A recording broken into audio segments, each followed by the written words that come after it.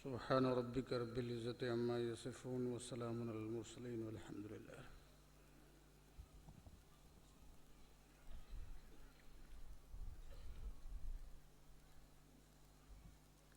अल्हम्दुलिल्लाह अल्हम्दुलिल्लाहि रब्बिल आलमीन वल आक़िबतु लिल मुत्तक़ीन वस्सलातु वस्सलामु अला अशरफिल अंबियाइ वल मुरसलीन व अला आलिहि व अस्हाबिहि व अज़वाजिहि व ज़ुर्रिय्यातिहि व अहले बैतिहि अजमईन। अम्मा बाद फ़अऊज़ु बिल्लाहि मिनश शैतानिर रजीम। बिस्मिल्लाहिर रहमानिर रहीम। या अय्युहल्लज़ीना आमनुत्तक़ुल्लाह हक़्क़ तुक़ातिहि व ला तमूतुन्ना इल्ला व अंतुम मुस्लिमून। वातसिमू बिहब्लिल्लाहि जमीअन वला तफर्रकू वज़्कुरू निअमतल्लाहि अलैकुम इज़ कुंतुम आदाअन फ़अल्लफ़ बैन क़ुलूबिकुम फ़अस्बहतुम बिनिअमतिहि इख़वाना। सदक़ल्लाहु मौलानल अज़ीम व बल्लगना रसूलुहुन नबियुल अमीनुल करीम व नहनु अला ज़ालिका लमिनश शाहिदीन वश्शाकिरीन वल्हम्दुलिल्लाहि रब्बिल आलमीन। मन्ना अलैना रब्बुना इज़ बअस मुहम्मदा अय्यदहु बिअयदिहि अय्यदना बिअहमदा अरसलहु मुबश्शिरन अरसलहु मुमज्जदा सल्लु अलैहि दाइमन सल्लु अलैहि सरमदा। बारगाह रिसालत में दुरूद पाक का नजराना पेश कर लीजिए। अल्लाहुम्मा सल्लि अला सय्यदना व शफीना व हबीबना मौलाना मुहम्मदिन व अला आलि मुहम्मदिन बारिक व सल्लिम सलातन व सलामुन अलैका या रसूलुल्लाह सल्लल्लाहु तआला वसल्लम। एक मरतबा और हदिया दुरूद पेश करें। सल्लल्लाहु अला नबीयुल उम्मी व आलिहि सल्लल्लाहु अलैहि वसल्लम सलातन व सलामुन अलैका या रसूलुल्लाह या हबीबल्लाह या नबी अल्लाह। नबी और आले नबी पर एक मरतबा और बाबा से बुलंद सल्लल्लाहु अला नबीयुल उम्मी व आलिहि सल्लल्लाहु अलैहि वसल्लम सलातन व सलामुन अलैका या रसूलुल्लाह सल्लल्लाहु तआला अलैहि वसल्लम। मोहतरम हाज़रीन,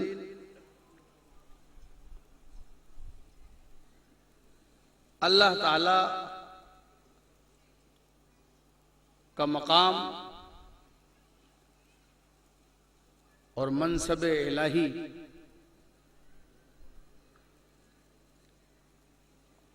कुदरत इलाही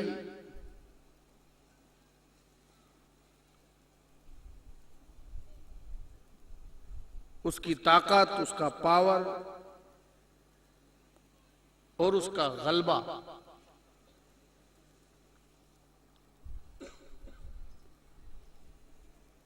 इसे जानने के बाद ही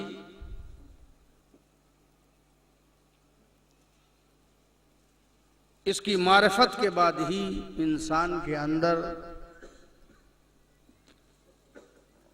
खौफ जैसी नेमत पैदा होती है।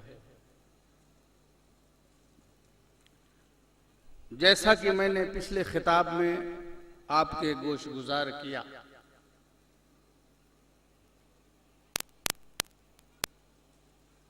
ये खौफ खुदा ये जरूरी भी है और ये हमारे लिए नेमत भी है।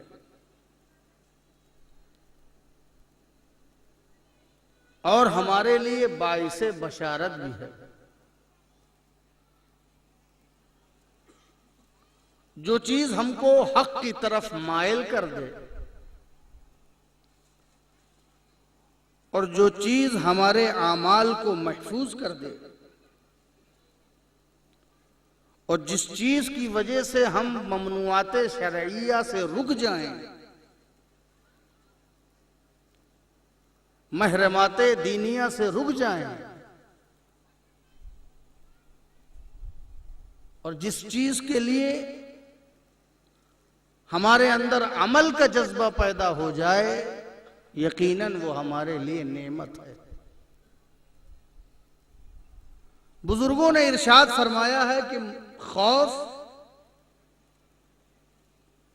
एक लगाम की तरह है।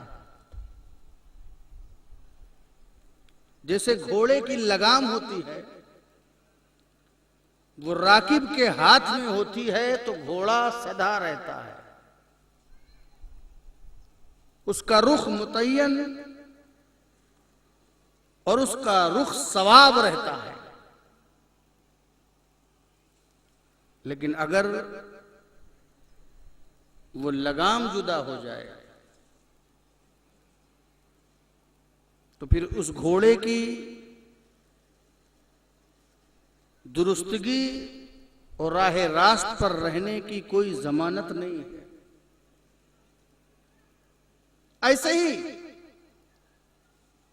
ये खौफ बंदे और अल्लाह के दरमियान एक लगाम का काम करता है। खौफ की लगाम से बंदा सधा रहता है। अगर आपके दरमियान और खुदा के दरमियान खौफ का राबता है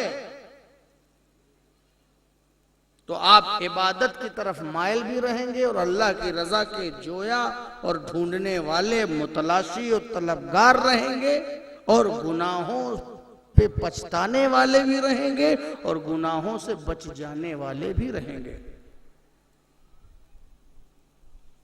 मगर अगर यही खौफ की लगाम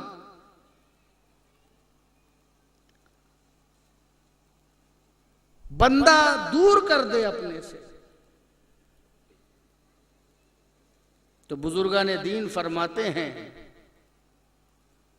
कि फिर बंदे को हिलाकत से कोई चीज रोक नहीं सकती। तो खौफ इसलिए भी नेमत है कि ये बंदे को हिलाकत से बचाती है। जो चीज हमें हिलाकत से बचाए वो हमारे लिए जहमत होगी कि रहमत होगी? यकीनन वो हमारे लिए रहमत होगी और यकीनन वो हमारे लिए नेमत होगी। आप जब भी खौफजदा होते हैं तो एहतियात की तदबीर करते हैं। जिस कैफियत में भी खौफ में मुब्तला रहते हैं, उस कैफियत के एतबार से आप उसकी तदबीर करते हैं। बीमारी से आप खौफजदा रहते हैं तो बीमारी की तदबीर करते हैं। अगर कोई इंसान अपनी कमजोरी से खौफजदा है कि मैं कमजोर हूं, मेरी बशरी ताकत कमजोर है, मेरी आदमी होने की ताकत कमजोर है, और खौफजदा रहता है, अपने जहन में न जाने कितने खौफ पाले रहता है। शादी की शहनाई एक तरफ, उसकी खुशियां एक तरफ, दुल्हन की दस्तयाबी एक तरफ, मगर अगर इंसान ने गफलतों में वक्त गुजारा है और वो कमियों का नमूना बन गया है और अपने ऐबों पर मुब्तला है, तो दूसरे लोग तो उस शहनाई से लुत्फानंदोज हो रहे हैं, मगर दूल्हा मियां खुद अंदर अंदर डरे हुए, चूंकि वो अपने ऐब से मुब्तला और अपनी कारकर्दगी उसे मालूम है। इस बुनियाद पर वो उस मखसूस रात में भी डर रहा है जिस रात की लोग तमन्ना करते हैं। तमन्ना वाली रात में वो खौफजदा है, झिझक है, डर है, खौफ है। क्या वहां जान देनी है यहां या वहां गर्दन कटानी है? कौन सा काम सरंजाम देना है?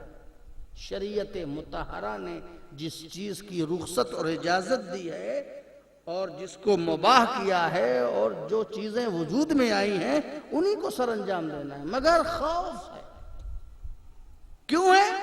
क्योंकि वो अपनी कमी को महसूस कर रहा है। पता नहीं है कि मेरे अंदर कमी रहेगी या नहीं रहेगी, मगर क्योंकि जिंदगी उसने ऐसी गुजारी है कि वो डर महसूस कर रहा है कि कहीं ऐसा ना हो, कहीं वैसा ना हो। तो इस कमी के एहसास से पहले वो तैयारी करता है, वो मशवरे करता है, वो दवाएं लेता है, वो हकीमों से बात करता है, वो हकीमों के राय पर चलने की कोशिश करता है। वो उस मखसूस शिकस्त से बचने के लिए अपने बदन में तक़वियात और मुक़व्वियात और अपने आज़ा को मजबूत करने की दवाएं खाता है, ताकि हम किसी भी हज़ीमत और किसी भी शर्मिंदगी से बच जाएं। ये दुनिया की एक मखसूस शर्मिंदगी है जिसके लिए आप हकीम से राब्ते में आए, परहेज इख्तियार किया, दवाएं खाई, सिर्फ अपने को कामयाब बताने के लिए आपने इतना किया। क्या महशर की शर्मिंदगी से हमें डर नहीं? क्या कयामत के सामने जब हमारे आमाल पेश होंगे तो हमें उसका खौफ नहीं? हमने किस हकीम से राब्ता किया और किससे हमने आखिरत को संवारने की दवा ली, और किससे हमने अपने नफ्स के अंदर की सरकशी को खत्म करने के लिए असबाब मुहैया करने की दरखास्त की? हमने कौन सी दवा ढूंढी? हमने कौन सा इलाज ढूंढा? मगर ये खौफ नेमत तो है ही है कि उसी खौफ की वजह से उसने दवाएं खाई और उसको शिफा मिली और उसने एहतियात की। ऐसे ही जब बंदा भी अल्लाह से खौफज़दा होता है या उसके अजाब से खौफज़दा होता है और उसे जहन्नम के अंगारों से डर होता है, तो वो भी उसकी तैयारी करने की कोशिश करता है कि मैं दुनिया में जब मेरी सांस टूटे तो ईमान और इस्लाम पर टूटे, और जब इस्लाम और ईमान पर हमारी सांसें टूटेंगी तो हम जहन्नम के अजाब से महफूज रह जाएंगे। ये खौफ नेमत है, ये खौफ हमें तैयार करती है, ये खौफ हमें ऐबों से दूर करने की कोशिश करता है। ये खौफ की कैफियत हमारे लिए रहमत का सबब बनती है। और खौफ के लिए मैंने अर्ज किया था कि अल्लाह ताला की शाने बेनियाजी और अल्लाह ताला की कुदरत कामिला पर नजर रखना बहुत जरूरी है, उसकी मारिफत बहुत जरूरी है। और मैंने ये भी अर्ज किया था कि आपको जब दरिंदों की सिफत को देखते हैं तो दरिंदों की सिफत से आपको डर लगता है, आपको शेर से डर लगता है, आपको सांप से डर लगता है। सिर्फ इसीलिए डर लगता है कि उसमें डसने की सलाहियत है, उसमें चीड़ फाड़ करने की सलाहियत है। ऐसा थोड़ी कि शेर ने आपको कुछ बिगाड़ा है तो आपको कुछ हिसाब देना है। आप उसकी सिफत से वाकिफ हैं तो आपको डर लगता है, और जो सिफत से वाकिफ नहीं लगता उसे डर नहीं लगता। एक बच्चा आग के पास रहता है तो अंगारा उठा लेता है, अगर वो जहरीले जानवर के पास भी होगा तो वो जानवर को उठा लेगा, क्योंकि बच्चा उसकी सिफत से वाकिफ नहीं। तो जो सिफत से वाकिफ नहीं होता वो अंगारों से खेल लेता है, जो सिफत से वाकिफ नहीं होता वो जहरीले जानवरों को पकड़ लेता है। मगर उसी बच्चे का बाप अगर उस जहरीले जानवर के सामने है तो खुद भी भागेगा और अपने बच्चे को भी भगवाने की कोशिश करेगा कि वहां से वो बच जाए। तो जो लोग बेखौफ हैं, ये ना वो समझे कि वो बहुत बड़े दाना और कामयाब हैं। जो लोग बेखौफ हैं, ये ना समझे कि वो बहुत बड़े अक्लमंद हैं। ये बेखौफ लोग उस बच्चे की तरह हैं जो जहर के असर को नहीं जानते। ये उस बच्चे की तरह हैं जो दरिंदों की सिफत नहीं जानते। जिन्हें सिफत मालूम है वो खौफजदा रहते हैं। तो जिसे अल्लाह की राह में खौफजदा देखो, समझ जाओ कि वही अक्लमंद है। और जिसे बेखौफ देखो, कितना भी बड़ा दौलतमंद हो, समझ जाओ कि सबसे बड़ा अहमक है, वो बच्चा है। उसकी अक्ल का कोई अभी ठिकाना नहीं। तो अल्लाह का खौफ ये हमारे अक्ल की सलामती और हमारे अक्ल की पुख्तगी और हमारे अक्ल का मैच्योर होना, इसकी तरफ अलामत है। सरकार ने फरमाया, हजरत दाऊद को यही वही की गई थी। हजरत दाऊद अलैहिस्सलाम को यही वही की गई थी कि ए दाऊद, अल्लाह से उस तरह डरो जैसे कि तुम दरिंदों से उसके फाड़ खाने की वजह से डरते हो। बताइए आप, नबी से ये कहा गया, हजरत दाऊद से ये कहा गया कि जैसे किसी फाड़ खाने वाले दरिंदे से डरते हो, वैसे ही तुम अल्लाह से डरो। ये नबी की बात है दोस्तों, ये रसूल की बात है। आज हमारे लिए क्या है? आज हमारे ऊपर बेखौफी का जो आलम तारी है, जबकि खौफ मोमिन की पहचान है और खौफ मोमिन पर जरूरी है, क्योंकि फरमाने इलाही है, इत्तकुल्लाह, अल्लाह से डरो। और एक दूसरी जगह पर इरशाद फरमाया, खाफूनी इन कुंतुम मोमिनीन, मुझसे डरो अगर तुम मोमिन हो। अगर तुम मोमिन हो तो मुझसे डरो। यानी अगर तुम मोमिन हो तो मुझसे डरो का मतलब क्या हुआ कि मोमिन ही मुझसे डरेगा। अब अगर किसी के अंदर डर नहीं तो उसे अपने ईमान का जायजा लेना चाहिए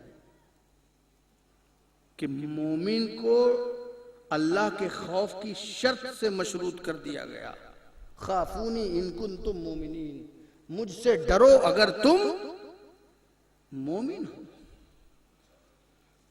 तो डरो, मगर हम क्यों डरे? हम अपने माल के जाय होने से डरते हैं, जायदाद के बर्बाद होने से डरते हैं,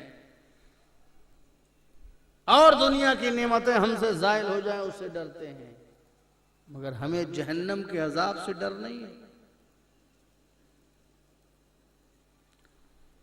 जहन्नम के अजाब से हमें कोई डर ही नहीं। अब ये अकीदे की कमी है कि ईमान की कमी है कि किस चीज की कमी है, मगर खौफ ये मोमिन की शान है और मोमिन की पहचान है और मोमिन का अजमत का निशान है। हमें अल्लाह की बारगाह में खौफजदा होना चाहिए। रज़ी अल्लाहु अन्हु व रज़ू अन्हुम, इसका इनाम देखिए खौफ का। खौफ में इनाम क्या मिलता है? अल्लाह उनसे राजी और वो अल्लाह से राजी। ज़ालिका लिमन खशिय रब्बा, अल्लाह की रजा उनके लिए, उनकी रजा अल्लाह के लिए, वो अल्लाह से राजी, अल्लाह उनसे राजी। ये रजा किसके लिए? ज़ालिका लिमन खशिय रब्बा, ये उनके लिए जो अल्लाह से खौफजदा रहते हैं, जो अल्लाह से खौफ करते हैं, अल्लाह उनसे राजी है। इससे बढ़कर के इनाम खौफ वालों को कुछ मिलेगा? इससे बढ़कर के मर्तबा खौफ वालों को मिलेगा? दुनिया के इनाम का लालच करने वालों, दुनिया की तहनीयत और मुबारकबाद पर राय टपकाने वालों और दुनिया के तमाम नेमतों और दुनिया की तमाम मादी राहतों को कबूल करने वालों, अल्लाह की रजा से बढ़कर के कोई इनाम नहीं है। सबसे बड़ा मर्तबा अगर किसी चीज का है तो वो अल्लाह की रजा का है। अल्लाह की रजा मिल जाए तो जन्नत मिल जाती है, अल्लाह की रजा मिल जाए तो शफाअत मिल जाती है, अल्लाह की रजा मिल जाए तो फिरदौस बरी मिल जाती है, अल्लाह की रजा मिल जाए तो पुलसरात पे आसानी मिल जाती है, अल्लाह की रजा मिल जाए तो आंसू कबूल हो जाते हैं, अल्लाह की रजा मिल जाए तो इबादत कबूल हो जाती है, अल्लाह की रजा मिल जाए तो मोमिन कामयाब हो जाता है, अल्लाह की रजा मिल जाए तो वो जन्नत को नहीं, जन्नत उसको ढूंढा करती है। ये अल्लाह की रजा मिलने के बाद तो ये उसके लिए रजा है जो अपने रब से डरता है, जो उसके अजाब से डरता है, जो इस बात से डरता है कि कहीं खात्मा गड़बड़ ना हो जाए।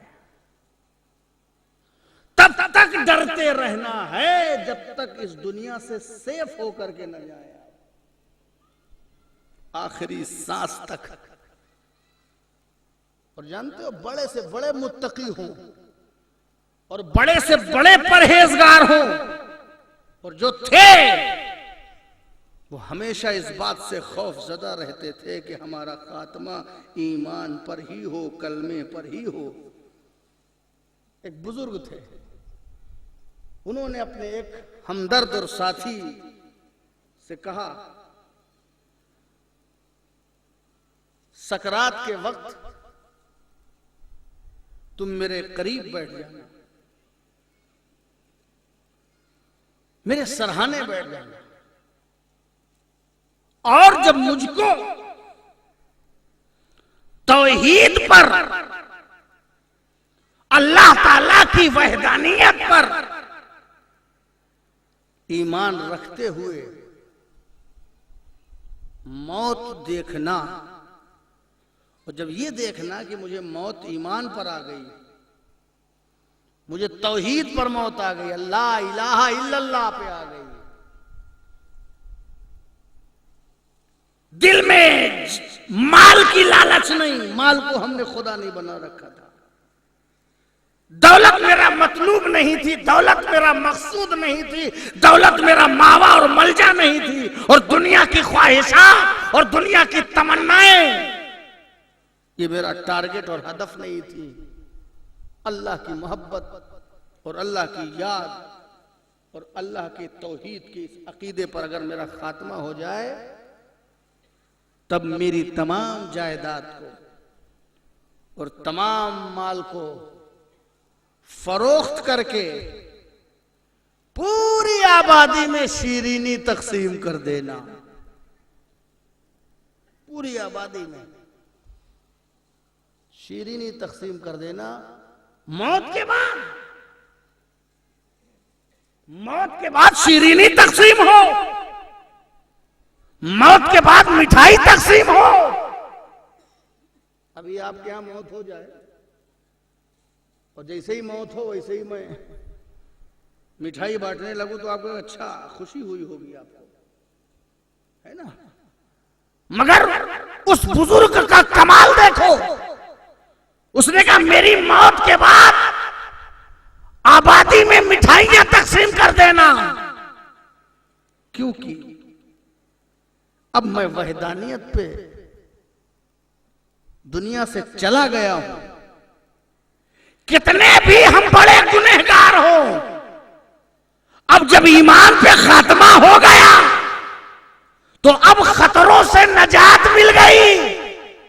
और जब ये कंफर्म हो गया कि खतरे से नजात मिल गई, तब इसी खुशी में पूरी आबादी को मिठाई फेंको कि ये बंदा जो तेरे माशरे में रहता था इस दुनिया से हिफाजत के साथ चला गया और अल्लाह की बारगाह का मोमिन बन करके गया है। पूछा कि ये कैसे पता चले कि आपकी तौहीद पर खात्मा हुआ है? तो बुजुर्ग ने अपने राज के एतबार से उनको निशानी बताई और फिर वाकई वो सराहने बैठे और फिर जब उनकी रूह कफसे उनसरी से परवास कर गई और उन्होंने वो निशानी देखा तो फिर उन्होंने वसीयत के मुताबिक उनके माल से उनके मिठाइयां तकसीम की। इतनी बड़ी अहमियत है खात्मा का। खात्मा मामूली बात नहीं है। ईमान पे खात्मा ये बहुत बड़ी दौलत है और ये कोई अपने आप को बख्शा बख्शाया ना समझे। याद रखिए, एक फैशन बन गया है। अपने आप को बख्शा बख्शाया मत समझो। अपने आप को फिक्र में, तरद्दुद में, खौफ में मुलव्विस रखो। डरते रहो, बारगाहे इलाही में दुआ करते रहो, अपने अमाल का तहफ्फुज करते रहो, अपनी सुबह शाम को शरीयत के एतबार से गुजारते रहो। जानते हो ये आसान बात नहीं है मौत पर खात्मा, जिसके लिए कुरान ने कह दिया है और इसी खौफ को बरकरार रखने के लिए उसने फरमा दिया है वला तमुतुन्ना इल्ला व अंतुम मुस्लिमून। तुम हरगिज न मरो, तुम्हें मौत ना आए मगर मुसलमान हो करके।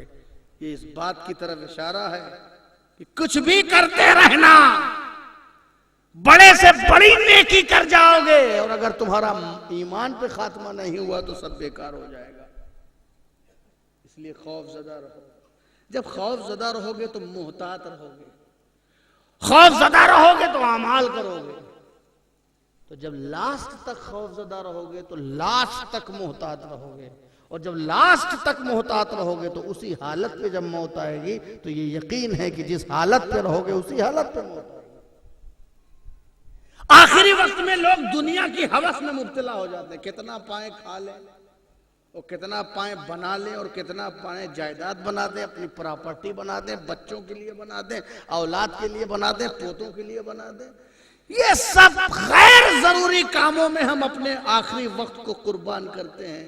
अरे जनाब ये सब छोड़ो। जायदाद, प्रॉपर्टी, जरूरत के जो सामान थे वो तुमने तैयार कर दिए, अपने बेटों की तरबियत कर दी, उनको जवान कर दिया। अब उनको उनके हाल पर छोड़ो। अब तुम अल्लाह अल्लाह करो और दुनिया में खौफ ज़दा रहो, ताकि तुम्हारी आखिरी वक्त जब मलकुल मौत का फरिश्ता आए और तुम्हारी सांसों को खींचना चाहे तो तुम्हारे दिल में दुनिया की मोहब्बत ना हो बल्कि अल्लाह का खौफ हो। और जब अल्लाह का खौफ होगा तब तुम्हारा खात्मा ईमान पर होगा। फरिश्ते आए, दुनिया की मोहब्बत भरी है। अच्छा ठीक है, जब मैं आखिरी वक्त में आऊंगा तो एकदम सकरात के आलम से पहले मैं तौबा कर लूंगा, ये कर लूंगा, वो कर लूंगा। अबे तो इसकी क्या प्लानिंग कर पाएगा? मौत तो किसी वक्त भी आ सकती है, किसी लम्हे पे आ सकती है। हर रात को आखिरी रात समझो, हर लफ्ज को आखिरी लफ्ज समझो, हर दिन को आखिरी दिन समझो, हर ग़िज़ा को आखिरी ग़िज़ा समझो, हर नमाज को आखिरी नमाज समझो, हर सजदे को आखिरी सजदा करो। एक सजदा करो तो ये यकीन करो ऐसा सजदा कर ले कि दूसरा नसीब ना हो, तो यही सजदा काफी हो जाए। तौबा के लिए मोहलत सोच रहे हैं, तौबा के लिए टाइम सोच रहे हैं। फला आए तो उनके हाथ पे तौबा करें, फला आए तो ये करें, फला दिन हो तो तौबा करें, अब की जुमा आए तो नमाज शुरू करें, अब की जुमेरात आए तो फातिहा शुरू करें। ये मोहलत ढूंढ रहे हो जनाब। जब मौत का फरिश्ता आएगा ना, किसी को नहीं बख्शा मौत में। ये ना सोचो किसी को नहीं बख्शा हो, ना बख्शे जाओ। मौत किसी वक्त किसी को कभी भी हो सकती है। बात कर रहे हो तकरीर कर रहे हो रही है, सुन रहे हो रही है, सो रहे हो रही है, जाग रहे हो रही है, खा रहे हो रही, कभी भी हो जाएगी मौत। मौत तो मौत है, मगर जिस वक्त मौत आए उस वक्त तुम्हारे दिल में जो हो वो दुनिया की मोहब्बत ना हो, तुम्हारे दिल में माल की मोहब्बत ना हो, तुम्हारे दिल में हिर्सो हवस ना हो, तुम्हारे दिल में अल्लाह का खौफ हो। यही अक्लमंदी है। रासुल हिकमत मखीफतुल्लाह, हिकमत की जड़ और हिकमत की असल ये है कि आप अल्लाह से खौफ करें। यही हिकमत है, यही दानाई है, यही अक्लमंदी है कि आप अल्लाह से खौफ करें, अल्लाह से भी खौफ करें और उसके अजाब से भी खौफ करें। और खौफ करने में बहुत दर्जात है, हर आदमी के लिए खौफ है। जो बहुत इबादत गुजार है, पांचों वक्त की नमाज भी पढ़ता है, तहज्जुद भी पढ़ता है, अब वो कहे का खौफ करेगा? क्या वो बख्शा बख्शाया होगा? जी नहीं। उसको ये खौफ दामनगीर होगा कि ये मेरी नमाजें कबूल हुई हैं कि नहीं, ये मेरे सजदे कबूल हुए हैं कि नहीं। और इसके बड़े दर्जा जानते हो, अंबिया इकराम फरमाते हैं कि जो हमारे चाहने वाले हैं, मुत्तबा लोग हैं, उनको तो गुनाह का खौफ रहता है और हमको कुफ्र का खौफ रहता है। अब सोच लीजिए कि नबी होकर के कुफ्र का खौफ रख रहे हैं, नबी होकर के वो कुफ्र का खौफ रख रहे हैं। हजरत दाऊद खौफजदा है, मूसा खौफजदा है, ईसा खौफजदा है, सरकारे दो आलम खौफजदा है। अना अखूफुकुम लिल्लाह, मैं तुम में सबसे ज्यादा अल्लाह से डरने वाला हूं।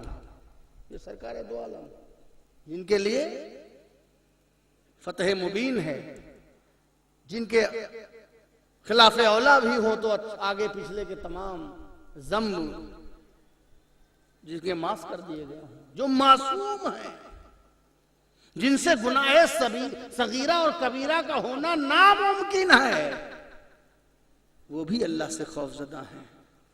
और हम गुनाहगार, गुनाहों में डूबे हुए हैं, हमारे खौफ का क्या आलम है। तो ये खात्मा ईमान बहुत बड़ी दौलत है दोस्तों, इसलिए डरते रहो अल्लाह की, अल्लाह के अजाब से डरते रहो। फरमाया गया है कि एक बंदा नेकियां और इबादत करता करता इतना करता चला जाता है, अपनी जिंदगी के 50 साल तक वो इबादत करता रहता है, नेकियां करता है, एक बालिश्त बचता है उसके दरमियान और जन्नत के दरमियान। कितना? एक बालिश्त। इतनी इबादत करता करता 50 साल तक इबादत करता करता अब उसके और जन्नत के दरमियान एक बालिश्त बचता है, और इसी एक बालिश्त में खेल हो जाता है। अब वो ये ना सोचे कि अब एक बालिश्त जन्नत बची है, यानी 50 साल तो मैंने इबादत कर लिए, अब मेरे साथ कुछ नहीं होगा। अब जन्नत और उसके दरमियान एक बालिश्त की मसाफत है, इस उंगली से लेके इस उंगली तक, इतनी दूरी है, मगर तकदीर इलाही अपना काम करती है। उसके 50 साल की इबादत को एक तरफ और उसे उठा करके जहन्नम में डाल दिया जाता है। एक बालिश जन्नत बची, पाला छूना ही चाहता था, इंटर ही होना चाहता था, माइल ही था कि जन्नत की तरफ जाए, उसे उठा करके जहन्नम में डाल दिया गया, क्योंकि उसने एक बालिश में कोई ना कोई गफलत की और अल्लाह के खौफ से दूरी की। और जहां वो दूरी में खौफ खत्म हुआ, सावधानी हटी, दुर्घटना घटी। एक बालिश के दरमियान दिल गाफिल हो गया, खौफ से दूर हो गया, बस वही एक बालिश के दरमियान ला इलाहा इल्लल्लाह मुहम्मदुर रसूलुल्लाह पे जो खातिमा था वो नहीं हो पाया, इबादत बेकार हो गई 50 साल की, और वो जहन्नम का ईंधन बन गया। और ऐसे ही 50 साल तक बुराई करने वाले बुराई करते रहे, और अभी थोड़ा ही सा बचा है, हाथ भर बचा है कि जहन्नम आने वाली है। अचानक फैसला इलाही होता है और उनको जहन्नम की तरफ नहीं बल्कि जन्नत के दर्जात पे फायज कर दिया जाता है। क्यों? 50 साल की बुराई क्या हो गई? कहा जाते जाते अल्लाह से खौफजदा हुआ, उसके अजाब से खौफजदा हुआ और इसने तौबा किया। तौबा करने के बाद अल्लाह ताला ने उसका ईमान पे खात्मा कर दिया, तो इसी ईमान पे खात्मे की वजह से उसे जन्नत अलॉटमेंट हो गई, उसे जन्नत मिल गई। तो दोस्तों, आखिरी सांस तक डरते रहो, आखिरी सांस तक डरते रहो। ये डर तुमको बचाने वाला है, ये डर तुमको महफूज करने वाला है, ये डर हमारे लिए नेमत है। कयामत के मैदान में अल्लाह ताला अगले के पिछले के सबको इकट्ठा करेगा। रसूलुल्लाह सल्लल्लाहु अलैहि वसल्लम ने इरशाद फरमाया, सबको इकट्ठा करेगा। इकट्ठा करने के बाद वो फरमाएगा कि मैंने तुम्हारे लिए एक नसब बनाया था। नसब, तुम्हारे लिए मैंने एक नसब बनाया था, मगर ऐ बंदों, तुमने हमारे नसब को पस्त किया और अपने बनाए हुए नसब को आला करने की कोशिश की। मैंने तुम्हारे लिए एक नसब बनाया था, उस नसब नामे का नाम था इन्ना अकरमकुम इंदल्लाहि अत्काकुम। तुम में मुकर्रम वही है, तुम में इज्जत वाला वही है, तुम में करामत वाला वही है, तुम में शराफत वाला वही है, तुम में अजीम वही है जो तुम में सबसे ज्यादा परहेजगार हो, अल्लाह से डरने वाला हो। जो सबसे ज्यादा अल्लाह से डरता हो वही तुम में बड़ा है। ये मैंने नसब बनाया था, मगर तुमने मेरे नसब को पस्त किया, तुमने अपने नसब को बढ़ाया। तुमने दुनिया में ये कहा, मैंने ये कहा जो अल्लाह से डरने वाला है वो ज्यादा इज्जत वाला है। तुमने कहा नहीं, फला दौलत वाला है, फला गनी है, फला नाम वाला है, फला नमूद वाला है, फला मनसब वाला है, फला जाह वाला है, फला फन वाला है, फला इल्म वाला है, फला ऐसा है, फला वैसा है। मैंने कहा जो खौफ वाला है वो इज्जत वाला है। तुमने कहा नहीं, जो दौलत वाला है, जो नाम वाला है, जो मनसब वाला है। तुमने मेरे नसब को फस्त किया और अपने नसब को आला किया। तो जब से तुम पैदा हुए हो तुम्हारी मैं सुनता था, आज बगौर मेरी सुनो कि आज मैं अपने नसब को इज्जत देने वाला हूं। कहां है अल्लाह से डरने वाले? कहां है मुत्तकी लोग? नहीं पुकारा दौलतमंदों को, नहीं पुकारा सरमायादारों को, नहीं पुकारा दुनिया की आराइशों से बाइश में रहने वालों को, नहीं पुकारा दुनिया की राहतों को इख्तियार करने वालों को। उनको नहीं पुकारा जिनके घर संगमरमर के थे, सिर्फ उनको नहीं पुकारा जिनके घरों में जो आप गिने लगे थे, जिनके घरों के सामने गाड़ियों की कतार थी, उनको नहीं पुकारा। जिनके पास जायदाद और प्रॉपर्टी के कागजात से तिजोरी भरी थी, उनको नहीं पुकारा। जिनके बैंक बैलेंस से बैंक भी जो है वो भारी हो रहा था, उन्हें नहीं पुकारा। अगर अल्लाह ने पुकारा है मैदाने महशर में, उस नसब वाले को पुकारा है। तुम में अल्लाह से डरने वाले कहां हैं? तुम में मुत्तकी कहां हैं? आज मुत्तकियों की फजीलत है। हमने दुनिया में तुम्हें बताया था, तुमने नहीं माना। कहां है मुत्तकी लोग? कहां है अल्लाह से डरने वाले? एक झंडा बुलंद किया जाएगा और उस झंडे के पीछे तमाम मुत्तकियों का काफिला चल पड़ेगा, अल्लाह से डरने वालों का। और वो मुत्तकियों का काफिला बिला हिसाब और किताब जन्नत में दाखिल हो जाएगा। अल्लाह ताला ये जाहिर कर देगा कि देखो इनकी इज्जत है, इनसे हिसाब किताब भी नहीं लिया जाएगा, इन्हें जन्नत में जगह दे दी जाएगी। ये है अतकाकुम, ये है डरने वालों का मकाम। तो खौफ खुदा पैदा कर, अपने अंदर अल्लाह की याद पैदा कर। और खौफ खुदा का मतलब यही है कि हजरत अब्दुल्ला इब्ने मसूद ने इरशाद फरमाया कि खौफ खुदा का मतलब ये है, खौफ का मतलब ये कि अल्लाह की ताअत की जाए और उसकी नाफरमानी न की जाए। ये है खौफ खुदा का मतलब, उसका शुक्र किया जाए, उसकी नाशुक्री न की जाए, उसको याद किया जाए, उसको भुलाया ना जाए। ये है खौफ का मतलब। खौफ का मतलब थोड़ी कि अल्लाह को भूले रहो, नाशुक्री के अल्फाज तुम्हारे ऊपर रहें, उसकी नाफरमानी, उसके अहकाम की नाफरमानी करते रहो, उसने जिस चीज को रोका है उसे तुम करते रहो। ये खौफ खुदा नहीं। खौफ खुदा को जिसने जिस चीज से मना कर दिया है उससे बाज आ जाओ, ये खौफ खुदा है।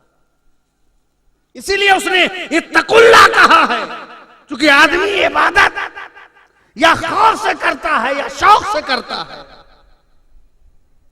और खौफ जो है वो शौक पर अफजल है कि उससे वो गुनाहों से बचता है।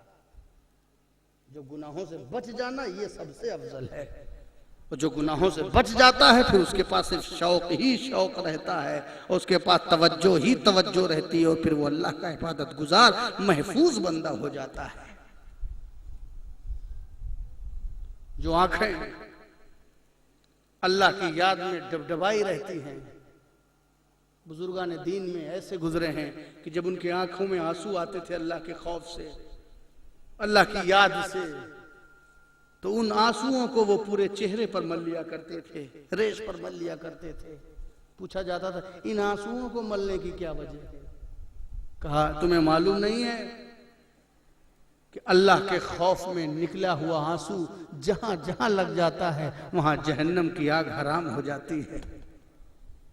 कितना रोए हैं आप दुनिया के लिए, कितना रोए हैं आप बीवी बच्चों के लिए, कितना रोए हैं आप माल और जायदाद के लिए, कब रोएंगे खुदा के लिए?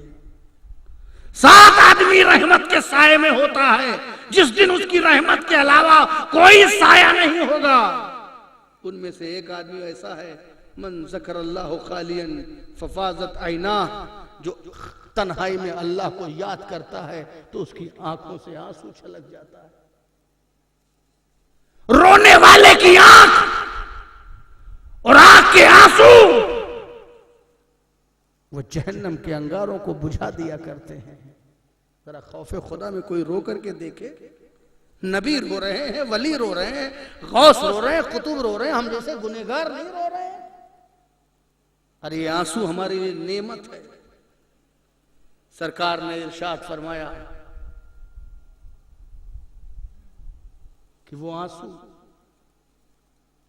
जो अल्लाह ताला की खौफ और मोहब्बत में निकलता है, अगर वो मक्खी के सर के बराबर भी नमी आ जाए, मक्खी का सर कितना बड़ा, मक्खी के सर के बराबर भी नमी पा जाओ तो वो नमी जो है आतिशे दोज़ख को बुझा देगी। वो नमी तुमको दर्जात अता कर देगी, वो नमी तुम्हारे मकाम को बुलंद कर देगी, वो नमी तुम्हारे दिल को पिघला देगी, वो नमी तुम्हारे दिल के अंदर नूर पैदा कर देगी। अल्लाह को 2 कतरे बहुत पसंद है। एक आंखों से निकले हुए कतरे जो खौफ खुदा की बुनियाद पर निकले हों, जिसे आंसू कहते हैं, उसे अल्लाह ताला कबूल फरमा लेता है। और दूसरे वो खून का कतरा जो अल्लाह की राह में शहादत के जज्बे से निकला हो, उसे भी अल्लाह ताला कबूल करता है, उसे मकाम अता फरमाता है। अरे दुनिया के लिए रोने वालों, हजरत मखदूम अशरफ जहांगीर सिमनानी अपनी किताब तहकीकात इश्क में लिखते हैं कि एक शख्स अपनी बीवी के कब्र के पास रो रहा है, रोज रो रहा है, रोज रो रहा है। दुनिया में रुला रहा था अपनी बीवी को, जब वो चली गई तो रो रहा है। एक बुजुर्ग का गुजर हुआ, कहा कौन हो तुम, किसके लिए रो रहे हो, किसकी कब्र पे रो रहे हो, मुसलसल रोए जा रहे हो, किसके लिए रो रहे हो? कहीं मेरी बीवी की कब्र है, मैं इस पर रो रहा हूं।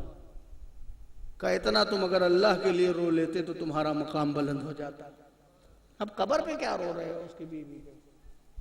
अल्लाह के लिए रो, खौफे खुदा में रो, अपने ऐब पर आगाही पाने के बाद रो, अपनी कमी को देखने के बाद रो कि वक्त कैसा था, तुमने कैसा गुजारा है, पछताओ, रो, तब जाकर के कुछ काम बनेगा। हजरत रसूल अकरम सल्लल्लाहु अलैहि वसल्लम ने इरशाद फरमाया, मैं खौफ के साथ तुम्हें उम्मीद के भी चिराग दिखाते चलूं।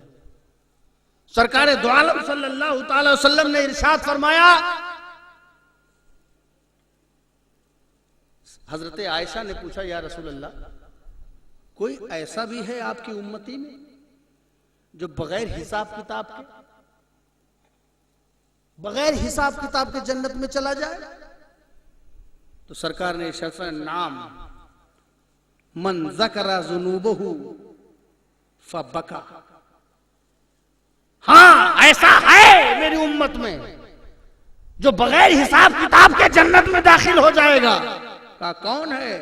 कहा नाम मन ज़करा ज़ुनूबहु, जिसने अपने गुनाहों को याद किया और फिर रोया। जो अपने गुनाह को याद करके अल्लाह के खौफ से रोता है, अल्लाह ताला उसके रोने और खौफ को और उसकी तौबा को इतना पसंद करता है कि उसे बिला हिसाब किताब जन्नत में दाखिल कर देता है। अपने गुनाहों को, प्रॉपर्टी चली गई रो रहे हो, जायदाद चली गई रो रहे हो, दुनिया चली गई रो रहे हो, अरे जरा अपने गुनाहों को याद करके भी रो। बच्चों को याद करके तो बहुत रो चुके, गुनाहों को याद करके रो। और जो गुनाहों को याद करता है, गुनाहों को समझता है अपने कि मैंने क्या गुनाह किए, और उसको याद, उसकी हिचकियां बन जाती हैं, तड़प जाता है, बेचैन हो जाता है, अपने मालिक की बारगाह में बेकरार हो जाता है। मालूम है कि वो बारगाह है, कि उसे हमारी इबादत की जरूरत नहीं है, हमारी रियासत और बंदगी की जरूरत नहीं है। अल्लाह बेनियाज है। तुम्हें हिलाक कर दे तो वो किसी को जवाब दे नहीं है। एक दरिंदा, एक शेर अगर किसी को हिलाक करता है, उसके बाद भी वो मस्ती से टहलता रहता है, उसे इसकी फिक्र नहीं रहती, उसे जवाब नहीं, वो बेनियाजी में रहता है। वो हजारों लोगों को अगर अपनी दरिंदगी के शिकार बना दे, हजारों जानवरों, हजारों लोगों को फाड़ खाए, फिर भी उसे कोई फिक्र नहीं रहती। ये इस दौर के ताकतवर चीजों का ये हाल है। अल्लाह ताला जवाब दे नहीं है। वो पूरी दुनिया पलट दे तो कोई पूछने वाला नहीं कि तूने पूरी दुनिया क्यों पलटी। कौमे आद, कौमे समूद, कौमे लूत बर्बाद कर दिया, कोई कहने वाला नहीं है, न कोई नबी बोलने वाला है, न कोई वली बोलने वाला है। वो किसी को जवाब दे नहीं है। उसकी रहमत, उसका करम है कि ये सब खेल चल रहा है, तो अल्लाह जवाब दे नहीं है। इसलिए उसके सामने रो, गिड़गिड़ाओ, बेनियाज की बारगाह में गिड़गिड़ाओ, जो न तुम्हारे सजदों का मोहताज है, न तुम्हारे आंसू का मोहताज है, लेकिन वो वाकई अपने बंदों पर मेहरबान है। मजबूर नहीं है, मेहरबान है, कबूल करेगा आंसू। गिड़गिड़ा के तो देखो, रो करके तो देखो। इसलिए दोस्तों और अजीजों, खौफ खुदा बहुत बड़ी दौलत है। इस दौलत से वाबस्ता हो जाओ। ये दौलत होती है मोमिन में, किसी में कम, किसी में ज्यादा, अपने अपने मदारिज हैं, मगर अपने आंसुओं से अपने जहन्नम की आग को बुझाने की कोशिश करो। ये जो आप मजमे में जलसे में रो ले रहे हैं और आपकी आंखों में आंसू आ जा रहे हैं, ये काफी तो नहीं है। काश ये आंसू की लकीर आपके घर तक जाती और आपके घर की जिंदगी से आपके कब्र तक जाती, तो ये अश्क आपके लिए हीरे और जवाहरात से ज्यादा कीमती हो जाते। मगर जितना हो रहा है उतना ही गनीमत है। आपको बताऊं मैं, हजरत हंजला रजी अल्लाह ताला अन्हु, सरकारे दो आलम सल्लल्लाहु अलैहि वसल्लम ने एक वाज फरमाया, एक तकरीर की, एक नसीहत की मजलिस में। इतनी नर्म, इतनी गुदार, इतनी बसीरत अफरोज, इतनी रिक्कत आमेज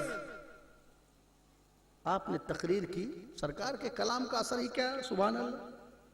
फिर सरकार अपनी शान में जब तकरीर कर रहे थे अपने अंदाज में, तो ऐसी इबरत अंगेज और ऐसी नरम और दिल को पिघला देने वाली तकरीर की कि हजरत हंजला रोने लगे।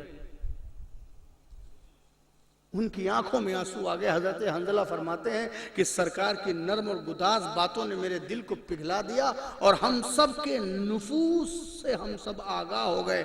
हमें पता चल गया कि हमारे नफ्स की बुराई क्या है, हमारे अंदर की खराबी क्या है, हमारे नफ्स की हकीकत क्या है, सब हम पर वाज़े हो गया। रिक्कत तारी हो गई, दिल में एक अजीब जज्बा और कैफियत पैदा हो गई। उसके बाद जब मैं सरकार की महफिल से गया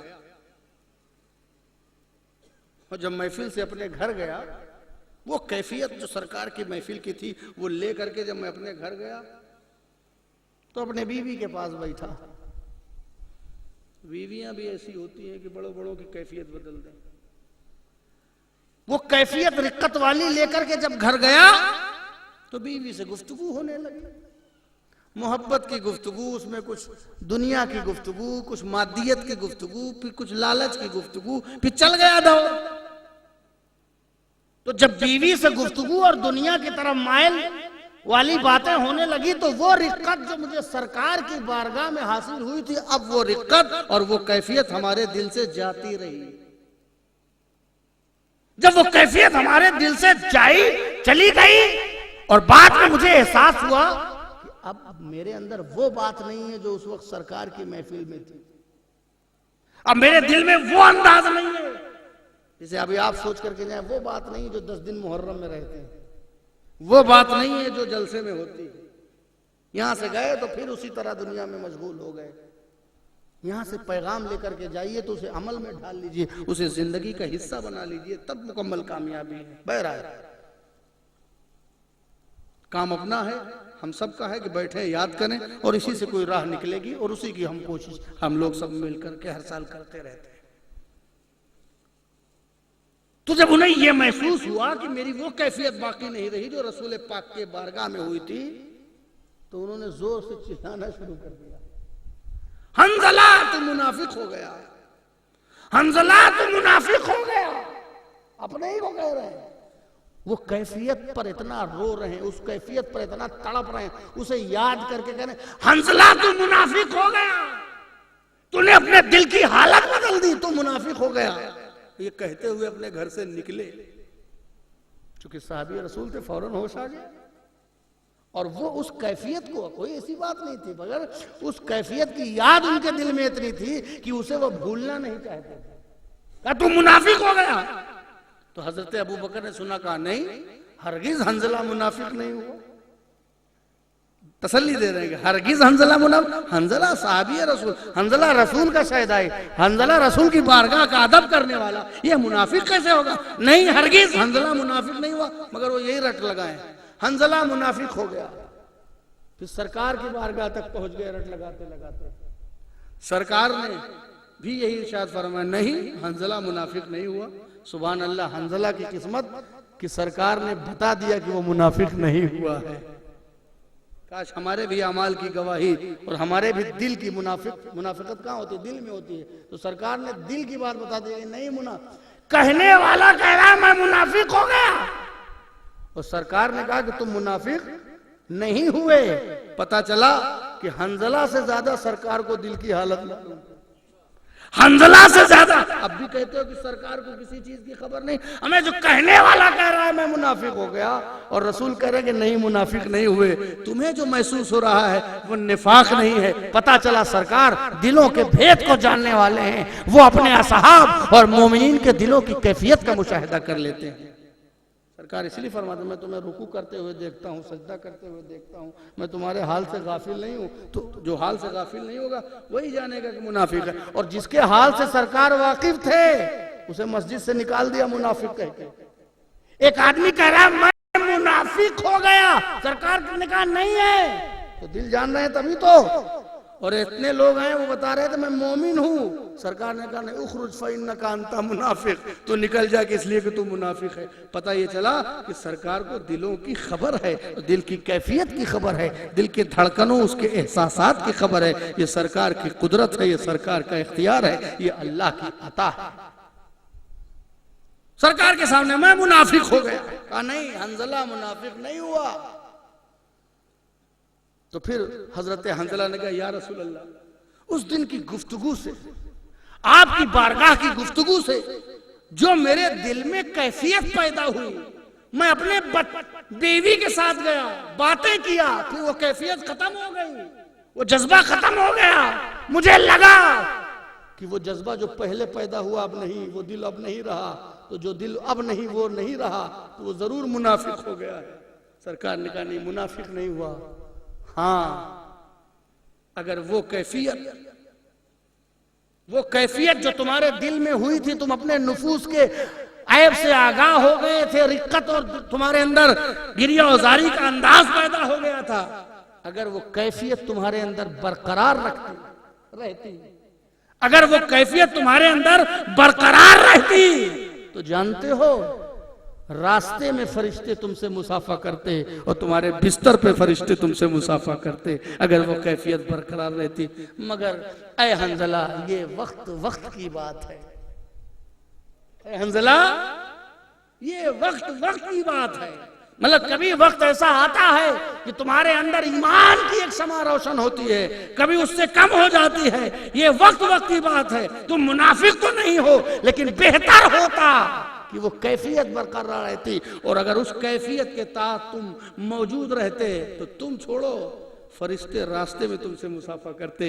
ये कौन ऐसा बंदे मोमिन और कमाले अब्दियत वाला जा रहा है। फरिश्ते इबादत में इतने बरतर हैं, इबादत में इतने बरतर हैं, मगर जब वो ऐसे बंदे से मिलते तो उनको उस बंदे की बंदगी पे नाज होता, वो उनके बिस्तरों पे उनसे मिलते, वो उनसे राहों में उनसे मिलते, फरिश्ते उनसे मुसाफा करते। तो ये कैफियत अगर हम जलसे से लेकर के आगे भी पहुंच जाएं, दूर तक चले जाएं, तो समझ लो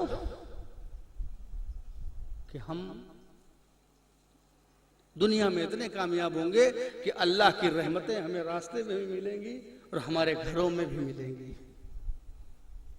तो हम सबको अल्लाह से खौफजदा होना चाहिए, अल्लाह के खौफ में जीना चाहिए, अल्लाह के खौफ में मरना चाहिए, अल्लाह के खौफ में जिंदगी गुजारनी चाहिए। खौफ हमारे लिए बहुत बड़ी नेमत है, खौफ से बढ़कर कोई मकाम नहीं। सरकार फरमाते हैं जो अल्लाह से खौफजदा होता है उसे दुनिया की कोई चीज खौफजदा नहीं कर सकती, और जो दुनिया से खौफजदा होता है वो मुकम्मल फिर दुनिया की हर चीज उसे खौफजदा करती रहती है। इसीलिए मोमिन का ये मियार है इत्तकुल्लाह, ऐ मोमिन तू दुनिया से खौफ छोड़, दुनिया के लोगों से खौफ छोड़। तेरा मियार और तेरा स्टैंडर्ड और तेरी जिंदगी ये है कि तू डरे तो अल्लाह से डरे, क्योंकि मोमिन की शान यही है कि वो दुनियादार से नहीं डरता बल्कि अपने परवरदिगार से डरता है। ये है दोस्तों खौफ का मकाम। दुनिया का खौफ, दुनिया हमारे दिलों में बस गई है। तमाम बुराइयों की जड़ जानते हैं क्या? तमाम बुराइयों की जड़ दुनिया की मोहब्बत। दुनिया की मोहब्बत हमारे दिलों में आ गई, ये तमाम बुराइयों की जड़ है। और दुनिया की मोहब्बत आ गई तो दुनिया से खौफ आ जाएगा।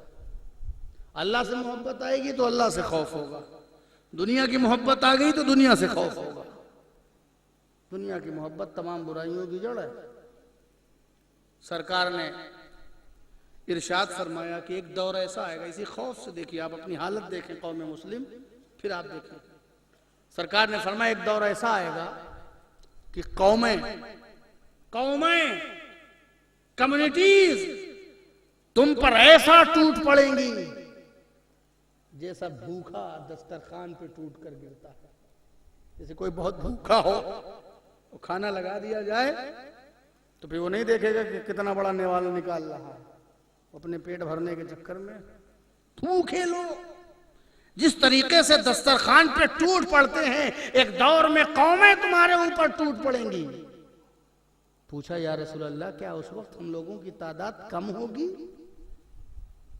हम लोग अल्पसंख्यक होंगे या हम लोग माइनॉरिटी होंगे? हम क्या होंगे? क्या कौम हमारी तादाद कम होगी? क्या नहीं, तुम बेपनाह होगे, बकसरत होगे। अगर उसका तर्जुमा किया जाए तो सिर्फ 30 करोड़ तो तुम हिंदुस्तान ही में रहोगे, और ऐसे 30 करोड़ किसी और मुल्क में, 50 करोड़ किसी और मुल्क में, तुम बहुत रहोगे। सबसे दूसरे नंबर की तुम्हारी तादाद होगी। अभी फिलहाल के मुताबिक अगर तर्जुमा किया जाए, एक दौर आएगा और बढ़ेगी तादाद। इतनी बड़ी तादाद होने के बाद कैसे कौमें हम पर भूखे की तरह टूट पड़ेंगी? उसकी क्या वजह होगी? का उसकी वजह होगी वहन। तुम्हारे दिलों में वहन आ जाएगा, वहन, वाव हे नून। तो पूछा या रसूल अल्लाह, ये वहन क्या चीज है? का ये दुनिया की मोहब्बत है। तुम्हारे दिलों में दुनिया की मोहब्बत पैदा हो जाएगी, तुम्हारा रोब खत्म हो जाएगा, तुम्हारा दबदबा खत्म हो जाएगा, तुम्हारा सैतरा खत्म हो जाएगा, तुम्हारी इज्जत और नामूस खत्म हो जाएगी, तुम्हारे अखलाक की बुलंदी खत्म हो जाएगी, तुम पर लोगों का अकीदा और ईमान खत्म हो जाएगा। लोग ये कहना छोड़ देंगे कि मुसलमान वो होता है जो ईमानदार होता है, मुसलमान वो होता है जो शराब को हाथ नहीं लगाता, मुसलमान वो होता है जो ज़िना के करीब नहीं जाता, मुसलमान वो होता है जो जुआ नहीं खेलता, मुसलमान वो होता है जो अमानत में खयानत नहीं करता। ये खसलत तुम्हारे अंदर तब तक रहेगी और लोग मानते रहेंगे जब तक कि तुम्हारे अंदर दुनिया की मोहब्बत नहीं रहेगी और खुदा का खौफ रहेगा। तब तक इज्जत रहेगी, तब तक तो दस्त है। दरिया में दरिया भी न छोड़े तुमने, बहरे जुल्मात में दौड़ा दिए घोड़े तुमने। जब तक खौफ खुदा रहेगा, इज्जत वाले रहोगे, सुरखरुई वाले रहोगे, बुलंदी वाले रहोगे। कौमें तुम्हारे घोड़ों की टापों से डरती हुई नजर आएगी।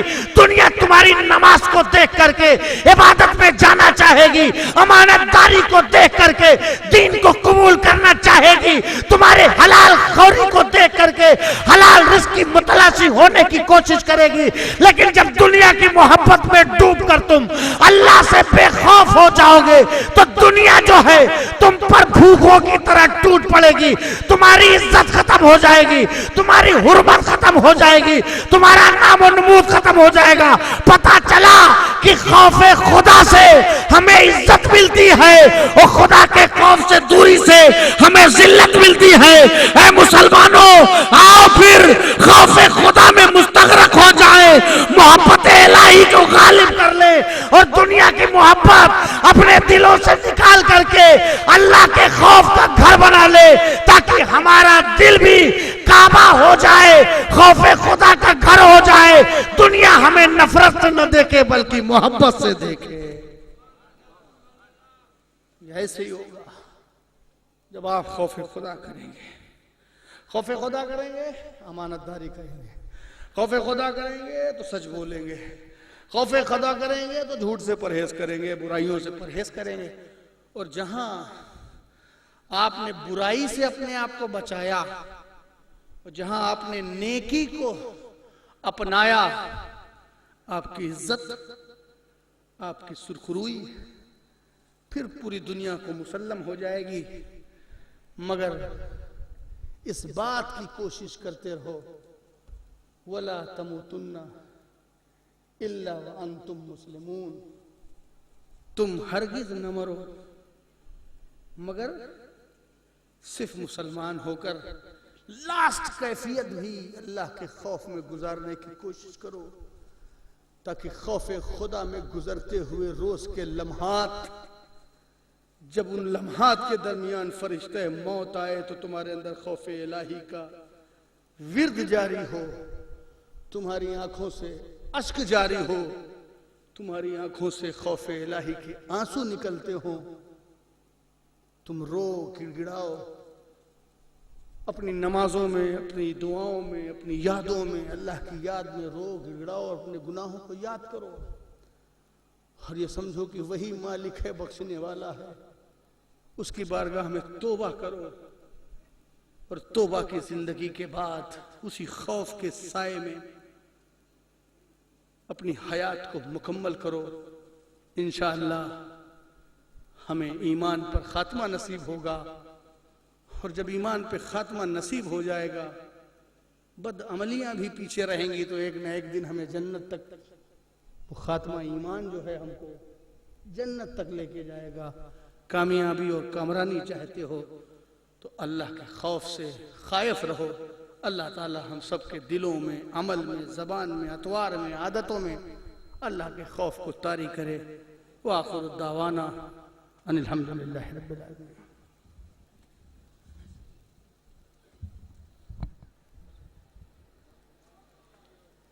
करबला करबला के शहसवारो आप पे लाखों सलाम। करबला के शहसवारो आप पे लाखों सलाम। करबला के शहसवारो आप पे लाखों सलाम। मुस्तफा के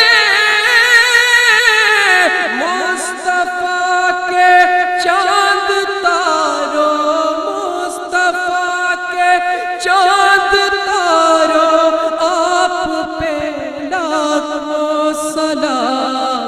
करबला के शहसवारो आप पे लाखों सलाम। करबला के शहसवारो आप। दीन अहमद को सहारा आपने बख्शा हुसैन। जिसके है मौला अली उसके बने मौला हुसैन। ताजवर ताजवर और खाक सारो, ताजवर और खाक सारो आप पे लाखों सलाम। करबला के शहसवारो आप। करबला के शहसवारो आप पे लाखों सलाम। मुस्कुरा के कूफियों के तीर जो खाते रहे, प्यास की शिद्दत में भी सर अपना कटवाते रहे। प्यास की शिद्दत में भी सर अपना कटवाते रहे। कौसरो कौसरो ज़मज़म के धारो, कौसरो ज़मज़म के धारो आप पे लाखों सलाम। कर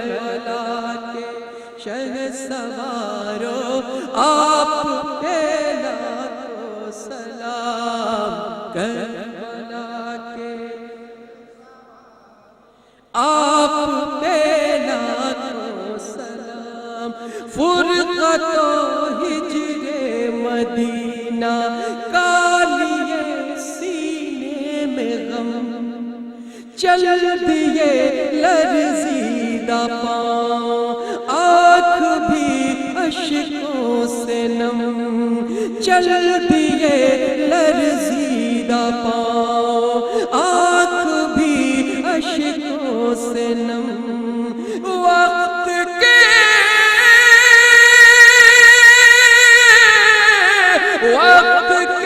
ऐ गम के मारो, वक्त के ऐ गम के मारो, आप पे लाखों सलाम।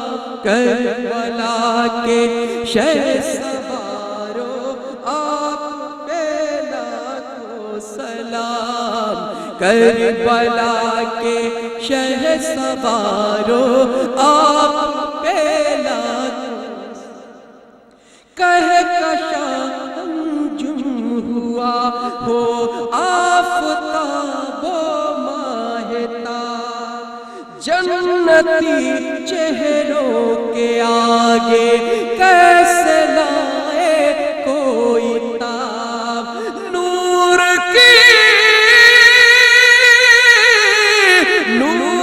की आँखों के तारों, नूर की आँखों के तारों, आप पे लाखों सलाम। करबला के शहसवारो, आप पे लाखों सलाम। करबला के शहसवारो, आप पे लाखों सलाम। या नबी सलाम अलैका, या रसूल सलाम अलैका, या हबीब सलाम अलैका।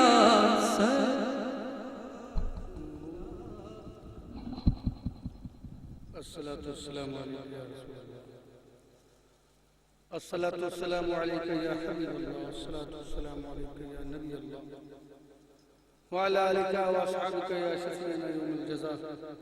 अल्लाहुम्मा सल्लि अला सय्यिदिना व शफीअना हबीबना मौलाना मुहम्मद व अला आलि मुहम्मद व बारिक वसल्लिम। अस्सलातु वस्सलामु अलैका या रसूलल्लाह सल्लल्लाहु अलैहि वसल्लम। अल्लाहुम्मा इन्नी अस्अलुका अल-अफ़्व वल-आफ़ियत फ़िद दुनिया वल आखिरह। अल्लाहुम्मा इहफ़ज़ना मिन कुल्लि बलाइद दुनिया व अज़ाबिल आखिरह। अल्लाहुम्मा इहफ़ज़ना मिन कुल्लि बलाइद दुनिया व अज़ाबिल आखिरह। अल्लाहुम्मा इहफ़ज़ना मिन कुल्लि बलाइद दुनिया व अज़ाबिल आखिरह। अस्तग़फ़िरुल्लाह अल्लज़ी ला इलाहा इल्ला हुवल हय्युल क़य्यूम व अतूबु इलैह।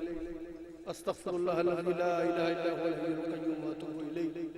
अस्तग़फ़िरुल्लाह अल्लज़ी ला इलाहा इल्ला हुवल हय्युल क़य्यूम व अतूबु इलैह। रब्बना आतिना फ़िद दुनिया हसनतन व फ़िल आखिरति हसनतन व क़िना अज़ाबन नार व क़िना अज़ाबल क़ब्र व क़िना अज़ाबल हश्र व क़िना अज़ाबद दैन व क़िना अज़ाबद दारैन। अल्लाहुम्मा इहदिना सिरातल मुस्तक़ीम। मलिका बादशाह करीमा का सज़ा बंदा नवाज़ा मैंने आज़ा परवरदिगारा, हम आजिज़ बंदों ने, कमज़ोर नातवा बंदों ने तेरी याद, तेरे महबूब की याद, तेरे महबूब के महबूबीन की याद, जिसने इमाम हुसैन शहीद आज़म शुहदाए करबला मुनक्किद किया है, मौला अपने फज़ल व करम से कबूल फरमा ले। हमारे इनेकाद में कोई कोताही, कोई गफलत, कोई सुस्ती, कोई बेअदबी हो गई तो मौला अपनी रहीमी करीम के सदक़े मुझे माफ़ फरमा दे। हमारे दिलों में अपनी मोहब्बत और अपना खौफ डाल दे मौला। हमें गुनाहों से बचने की तौफीक अता फरमा, हमारे गुनाहों को माफ़ फरमा, हमें बदकारी और यादकारी मकर व फरेब से महफूज फरमा। हमारे दिल को मोहम्मद मुस्तफ़ा सल्लल्लाहु अलैहि वसल्लम की पैरवी मोहब्बत का आईना बना दे। हमारी मुश्किलात को आसान कर दे, हमारी परेशानियों को दूर फरमा दे। समंदर में तूफान के असरात है मौला। फातिमा ज़ोहरा के चादर के तुफैल, उनकी तहारत का सफैर तूफान के रुख को मोड़ दे मौला। उन मौजों को पस्त कर दे जो समंदर में हिलाकत का और जानी नुकसान का, माली नुकसान का सबब बने मौला। समंदर की मौजों को तू ठंडा फरमा दे। उनके तुग़यानी से बाज़ आने की तौफ़ीक़ अता फरमा दे। समंदर को हिलाकत करने से बचा ले मौला। हमारे अपने करीबी महबूबी, हमारी आबादियाँ, हमारे बच्चे, हमारे मुसाफिरीन, हमारे तिजारत करने वालों को उनकी ज़िंदगी में, कारोबार में, घर बार में बरकतें अता फरमा और उनके हर तरह के खतरा से महफूज फरमा। समंदर की लहरों से, मौजों से महफूज फरमा, अपने गज़ब से महफूज फरमा, अपने इताब से महफूज फरमा, अपने बदले से महफूज फरमा। ऐ अल्लाह हम सब गुनाहों को माफ़ फरमा दे। हम तेरी बारगाह में अपने गुनाहों का इतराफ़ करते हैं, अपने कमियों को मानते हैं कि हमने सुबह शाम तेरी मर्जी के खिलाफ गुजारी। मौला हम तेरी रहीमी और करीमी की आवाज़ देते हैं। रब्बना वला तहमिल अलैना इसरन कमा हमलतहु अलल लज़ीना मिन क़ब्लिना रब्बना वला तुहम्मिलना मा ला ताक़त लना बिही वाफ़ु अन्ना वग़फ़िर लना वरहमना अंत मौलाना फ़ंसुरना अलल क़ौमिल काफ़िरीन। ऐ अल्लाह, वो बोझ हम पर न डाल जिसे हम बर्दाश्त न कर सकें, और अगर डाल तो बर्दाश्त करने की तौफ़ीक़ और ताक़त अता फरमा। मौला समंदर के तुग़यानियों से महफूज फरमा, समंदर के तूफ़ान से महफूज फरमा। यही हम सब की दुआ है, इसी पर हम सब आमीन कहते हैं। अल्लाह तेरी बारगाह से उम्मीद है, अपना रहम कर, फज़ल फरमा। अपनी क़हारी और जब्बारी, हम तेरी क़हारी और जब्बारी को कि मुतहम्मिल नहीं मौला, अपनी गफूरी, अपनी रहीमी से हमें नवाज दे और हमें किसी भी हादसात से महफूज रहने की तौफ़ीक़ अता फरमा। क़ाल अल्लाहु तबारक व तआला फ़ी शान हबीबिल करीम इन्नल्लाह व मलाइकतहु युसल्लूना अलन नबी या अय्युहल्लज़ीना आमनू सल्लू अलैहि व सल्लिमू तस्लीमा। अल्लाहुम्मा सल्लि अला सय्यिदिना शफ़ीअना हबीबना मौलाना मुहम्मदिन व अला आलि मुहम्मदिन व बारिक व सल्लिम सलातो व सलाम अलैका या रसूलल्लाह सल्लल्लाहु अलैहि वसल्लम। सुब्हान रब्बिका रब्बिल इज़्ज़ति अम्मा यसिफून व सलामुन अलल मुरसलीन।